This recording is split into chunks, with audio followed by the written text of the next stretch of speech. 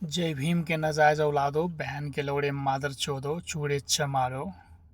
विदेशी फंडिंग पर पलने वाले पिल्लो, विधवा विलाप करने वाले निठल्लो, जीबी रोड के फटे कॉन्डोम के कीड़े मकोड़ो, कोठे पर के एक्सपायरी डेट के नालायक नरमुंडो,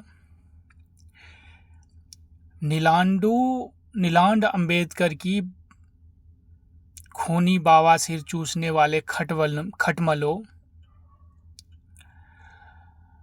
गांडू साहब के असुरो, सुअर अंबेडकर की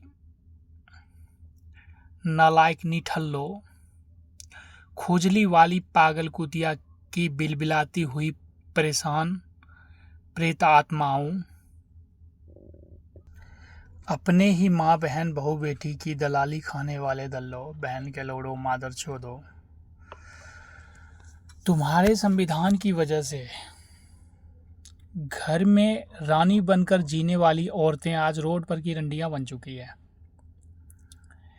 पति रहते विधवा की तरह जिंदगी जीने लग गई है। बच्चे माँ बाप रहते अनाथ होते चले गए हैं। सालो भड़वो, कभी इस पे भी तो विचार कर लो। जय भीम के गढ़ जलो, थोड़ा इस पे भी सोच लो। एक तरफ तो कहते हैं जी हमने 3 तलाक खत्म करवा दिए, दूसरी तरफ सालो हिंदुओं में तलाकों की संख्या बढ़वा दी है। इसका डंका कौन बजाएगा? यकीन नहीं है तो फैमिली कोर्ट में जाके देखना, तलाक के कितने केस पड़े हुए हैं। निठल्लो कभी यूजीसी लाके और कभी महिलाओं को आरक्षण के नाम पर भड़का के सामाजिक सौहार्द्रता खत्म करना अच्छी परंपरा अपनाए हो। भड़वो याद रखना, ये वक्त हालात हर एक का हिसाब लेता है और सही से लेता है। और हाँ, हमारे माननीय मोदी जी औरतों पे बहुत मेहरबान हैं। इतने मेहरबान हैं कि औरतों को घर से निकाल के रोड पर की रंडियां बना दिए, पति को पति रहते विधवा बना दिए और बच्चे को माँ बाप रहते अनाथ करवा दिए। और ऐसा कानून लाए कि संविधान डिसाइड करता है कि पत्नी पति के साथ रहेगा या नहीं रहेगा, बच्चे माँ बाप के साथ रहेगा या नहीं रहेगा, पति पत्नी के साथ सोएगा या नहीं सोएगा, ये सब संविधान डिसाइड करने लग गया। शायद हमारे माननीय मोदी जी को ये पता नहीं कि मर्यादा से बड़ा कोई कानून नहीं होता, मर्यादा से बढ़कर कोई कानून नहीं होती। और जो मर्यादा तोड़ दे वहाँ कानून कुछ नहीं कर सकता, क्योंकि मर्यादा अंतरात्मा से निकलती है, सम्मान अंतरात्मा से निकलती है। आज इस संविधान की वजह से पत्नी पति रहते विधवा की तरह रहने लग गई। मार्केट में घूमने वाली और कोठे पर बैठने वाली में कोई फर्क नहीं रहा। ना हाथ में चूड़ी, ना मांग में सिंदूर, ना गले में मंगलसूत्र पहनने लग गई। और तो और किसकी वाइफ किसके साथ भाग जाएगी इसका भी कोई भरोसा नहीं रहा। और भाग भी चली जाएगी तो साफ कहना है जी अभिव्यक्ति की आज़ादी है, जहाँ चाहेगी वहाँ रहेगी, जहाँ नहीं चाहेगी नहीं रहेगी। मैं जानना चाहता हूँ ये अभिव्यक्ति की आज़ादी कोर्ट के बाहर लागू होती है, कोर्ट के अंदर लागू क्यों नहीं होती?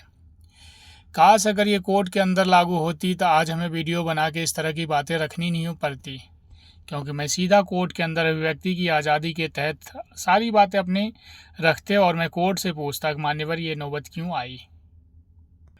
और हाँ, हे हिंदवासियों, आपको लगता है कि गोल्डन दास ऐसा कर रहा है, दामोदर दास ऐसा कर रहा है, वो कर नहीं रहा है, वो मोहरा है, उसके द्वारा कोई और करवा रहा है।